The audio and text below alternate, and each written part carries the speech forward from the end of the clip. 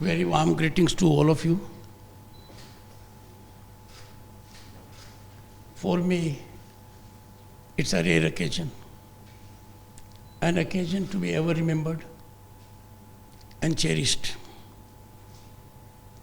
I have before me those brilliant minds who have contributed for growth of the nation, shaped its destiny for 3.5 decades or more. I have had the occasion to get the affirmative taste of the power of bureaucracy when I was elected to Parliament in 1989 and had the occasion to be a minister at a junior level. I got the first-hand experience of commitment, dedication, and far-sightedness of Indian bureaucracy acting in that position. I was extremely lucky also for the reason that the cabinet secretary then and secretary of my own ministry happened to be district magistrates of my district. So that was the first brush I got. And I can assure you, the world governance has not seen such a repository of merit, dedication, and directional approach. This got a cutting edge in 2019 when I had the good fortune to hold the constitutional office of Governor of State of West Bengal. Then I got all assistance which possibly could be conceived to be upright from Mr. Satish Tiwari. He then was secretary of the government. He could negotiate rough, tough curves by balancing between the constitutional head and the executive head.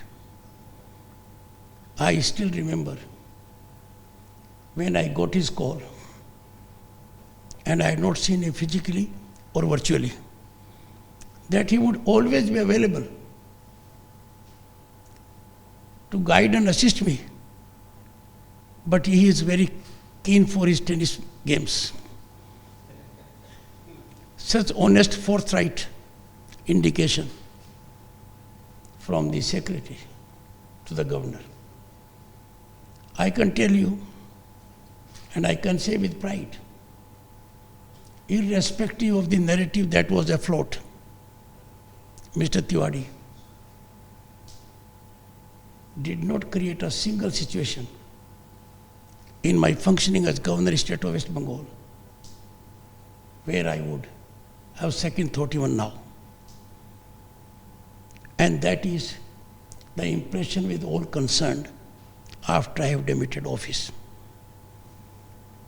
Another great luck that I had was that Mr. Tiwari passed on the baton to Mr. Sunil Gupta, an equally brilliant man, IIT Kanpur being his alma mater, and he brought on the table the same experience and sublimity as with Mr. Tiwari. With both of them, while discharging the most onerous and difficult duties as Governor of State of West Bengal, I can tell you, I would ever cherish their contributions in shaping me and in shaping the relationship of the constitutional head with the executive head. With a high degree of satisfaction after I have demitted office, both at my end and at the end of the executive office. Another gentleman who is present in the audience is Kadri Rajasthan, a brilliant man, Mr. Pandey, and very brilliant I had the occasion to appear against him in a court of law. And trust me, my respect for him has ever gone high up. I was wizened in less than 48 hours from very well-meaning quarters that this man has never tripped from ethical path and path of development. This is a great tribute. I do not know personally the rest of you, but I know of you, because to engage in due diligence and to be involved is a weakness I have inherited and continue to be guided by my wife, that always make it a point to ensure that we get fully involved in all that we do.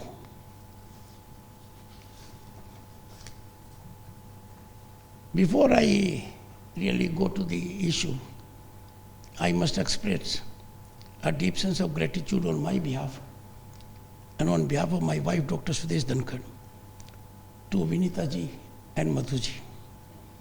They were spinal strength to Tiwari ji and Sunil ji. Finest ladies who have shaped their families in a manner that exemplifies virtuosity, that exemplifies cultural sublimity. And when there were occasions, both of them came to my rescue. You know it is very difficult to deal with this tribe on some occasions.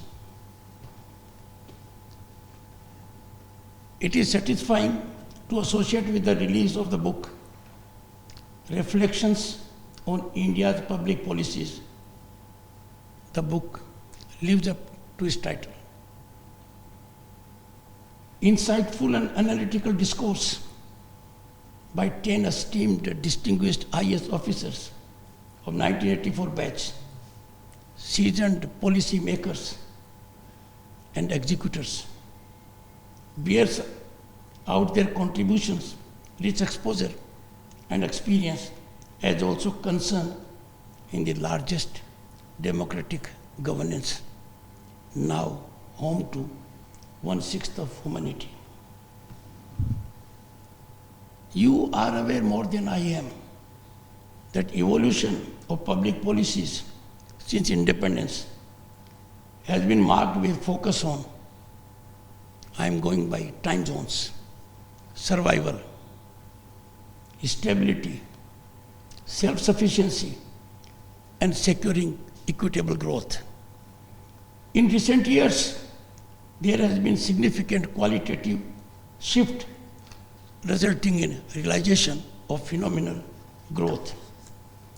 A spectacular and dramatic emergence of governance ecosystem in last few years has turned out to be a game changer, with visionary initiatives and policies of the Prime Minister catalyzing wholesome environment, making India a favored global destination of investment and opportunity.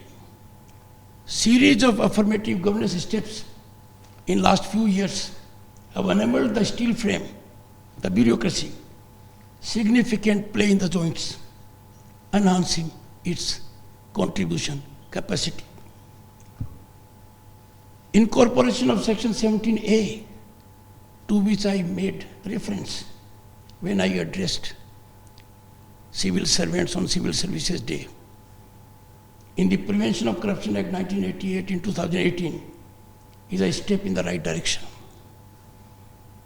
It now regulates investigation of issues as regards the recommendations made or decisions taken by public servant in discharge of official functions and duties by providing prior approval of the concerned authority for investigation. Extra legal leveraging in power corridors. And who knows it more than you all? Extra legal leveraging in power corridors has been a real concern and pain to the Indian bureaucracy. giving a perception on occasions of its vulnerability. And that I am telling, extra legal leveraging in power corridors that plagued the system for decades is now a matter of the past. As power corridors now stand sanitized of this menace, this has enhanced bureaucratic efficiency and productivity.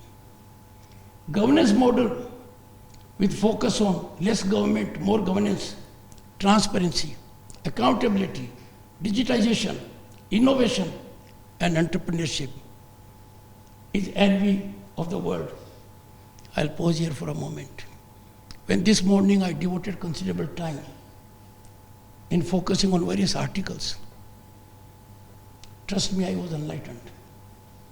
A thought occurred to me that Niti Aayog should focus on it without delay, as thoughts and ideas emanate from those who are insiders impacting outsiders.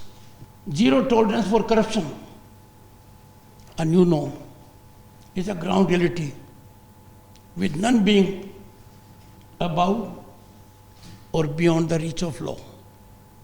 This has come to be stabilized, a historic development in our societal behavior and governance.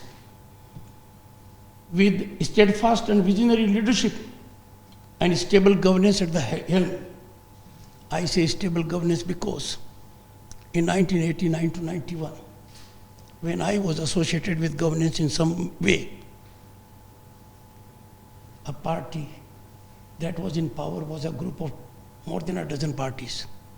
And the country thereafter had coalition governance for nearly 3 decades, till we had one party majority in 2014. With the steadfast and visionary leadership and stable governance at the helm, there is emergence of a wholesome ecosystem in recent years, enabling unleashing of bureaucratic prowess in expeditious execution of policies. In this stressed global economic scenario, India is the fastest growing economy with inflation under control. Recent news about level of inflation is all the more soothing.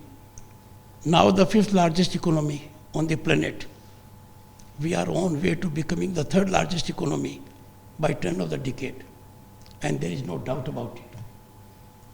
This upward surge, thanks to bureaucratic commitment and steadfast visionary political leadership, will sure help India, our Bharat, to realize its due place in 2047, when the nation will be celebrating centenary of its independence. Empowerment and upliftment of vulnerable sections has been effected with successful schemes like Pradhan Mantri Jan Dhan Yojana, Ayushman Bharat, Swachh Bharat Abhiyan, and Ujjwala Yojana, ensuring that even the most marginalized sections of our citizens have access to essential services.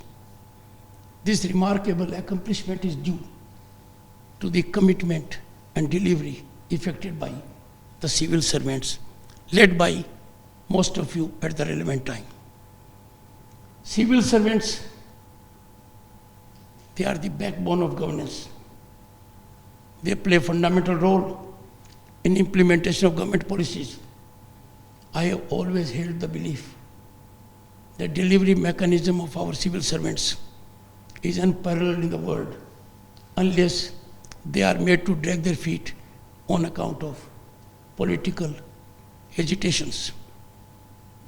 I can assure you, for the last few years, the political tentative hesitation approach is no longer in existence. And this has resulted in incremental contribution of the bureaucracy to the growth trajectory of this nation. When we look around and go to the globe, people greatly appreciate that visionary steps taken by the Indian Prime Minister are being translated into ground reality, and the credit goes to the bureaucracy and such like senior leaders in bureaucracy as you, a group of 10, represent. Digital payment transactions amounted in 2022 to a figure of 1.5 trillion US dollars. If I compute in terms of other global economies, this is 4 times in the same time zone of the transactions effected by US, UK, Germany, and France. What could not be a dream a few years ago is a ground reality recognized and acknowledged by all, thanks to bureaucracy and the leadership of senior bureaucrats that is available to the largest democracy. Laudable role has been played by civil service at all levels in the country in fight against COVID-19, setting a new global benchmark. Which country on the planet can claim to have made available digitally on phones certificates of 220 crore people? No country can claim that distinction. Our country has done it. This is on account of successful involvement of the people by the bureaucracy in realizing this. The ethos of civil service in India is founded upon the principles of impartiality, excellence, and professionalism. I reflected in the Civil Services Day address your qualifications, your caliber, your competence entitles you to make manifold fiscal gains outside, which some of your peers are making. But the satisfaction which you get by serving the humanity at large, changing lives of 1.4 billion people, is not available to them. And therefore, normally it is expected that after one demits office, one must give back to the society. You do it every day while being in service and thereafter. Civil service must commit to serve the nation with pride, and that is what they are doing. Others need to emulate their mechanism. By pride, I mean public service without personal biases. I pause here for a moment to indicate our bureaucratic system has checks and balances that ensures such kind of functioning. And observance and adherence to this scrupulous mechanism is nearly 100%. Rule of law implemented at grass levels, integrity in dealing with the public, devotion to duty, and efficiency in achieving policy targets.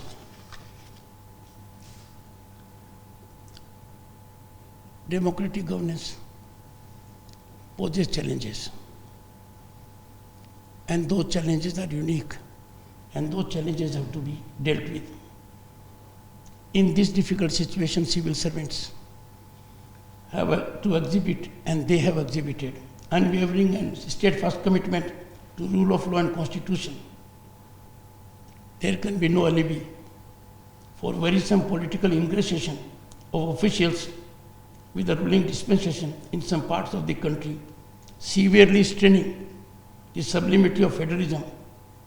This calls for systemic focus by all concerned. I am very particular about it. Ingression of the bureaucracy with political masters in a state is generated by compulsive ecosystem. And that compulsive ecosystem can never be overtaken or combated by an individual officer. That can be antidoted and neutralized only by systemic working. I am sure this batch or some other batch will focus primarily on this aspect also, because political ingression of bureaucracy is not only antithetical to democratic governance, but it eats into the system, impedes growth, shakes confidence of the people, and also compromises a sense of Indian constitution, that is federalism.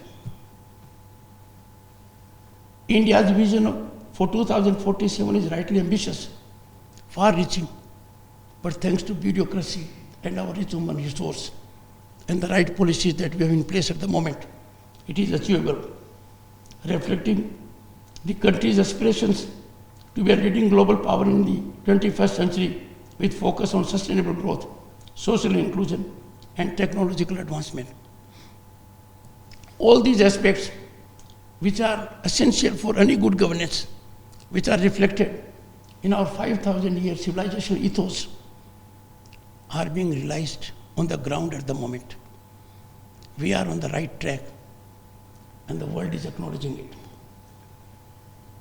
Civil servants are primarily architects of good policies, visionary policies, and if a proof of that is required, one has to go through this book. The kind of effort that has gone therein, the kind of suggestions that have been made, kind of situations that have been faced, kind of resolutions that have been suggested, and that is required if our nation has to serve the humanity at large, which we are destined to. Soothing to note that experienced senior civil servants have colleagues to share their wisdom experience in the book Reflections on India's Public Policy. I have no doubt this is a testament to the power of collective effort and cooperation. Shailendra Joshi has been credited by Tiwari ji for it. The applause that attended it, I can compliment him for doing a tough job.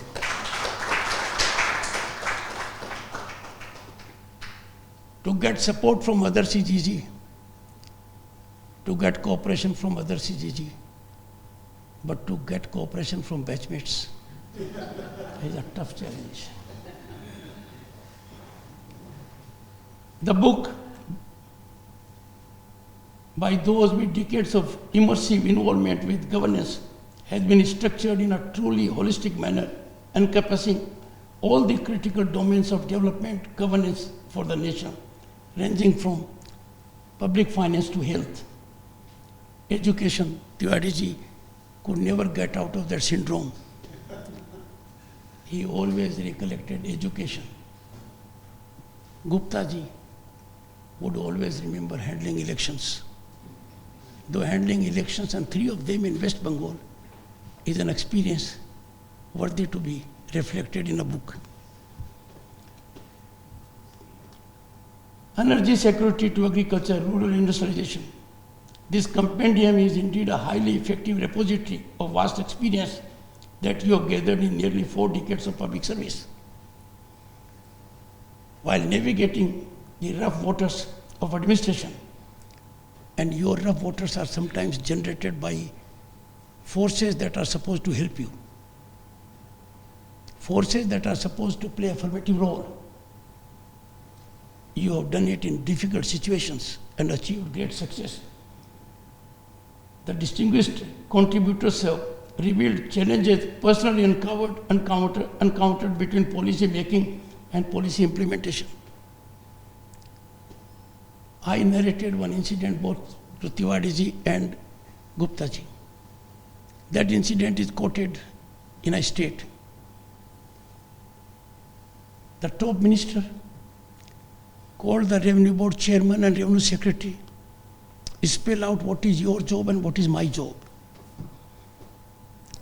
So the chairman board of revenue and the Revenue Secretary said, Honorable Minister, your job is to lay down policies, and our job is to help you evolve those policies but execute them. And the minister, being a practical politician, said, our jobs are now reversed. You do it, I'll get them executed, choose the people, who the Tahsildar will be, who the SDM will be, who the collector will be. All the challenges you have faced. You have tried to bridge government's vision and people's perception to achieve the spirit of citizen-centric governance. After all, in democratic governance, citizen-centric situation is not option. It is must. Well, some reflections from me also have to emanate. Retired civil servants, unique, valuable national human resource.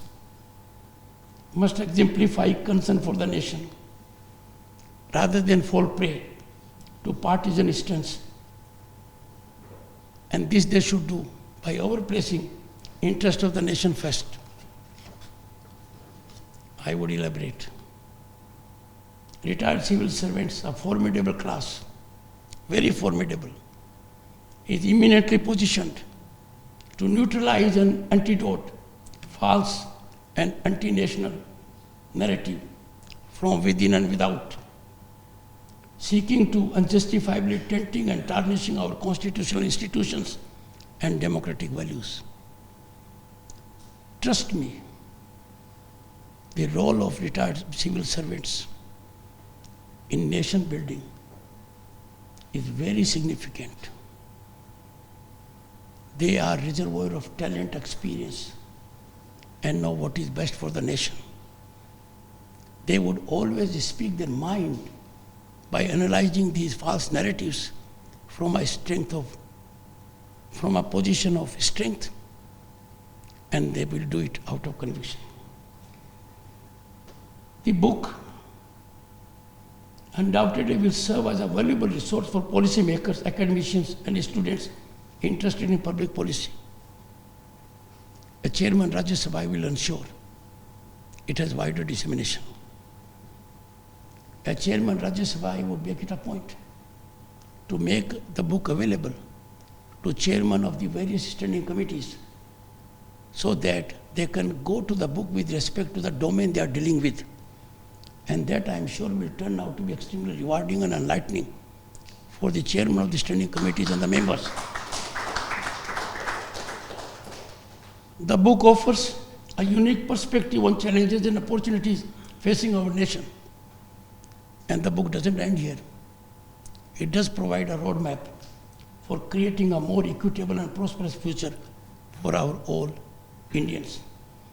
In this treatise, and I have no doubt this treatise will for sure put the reader in reflective mode.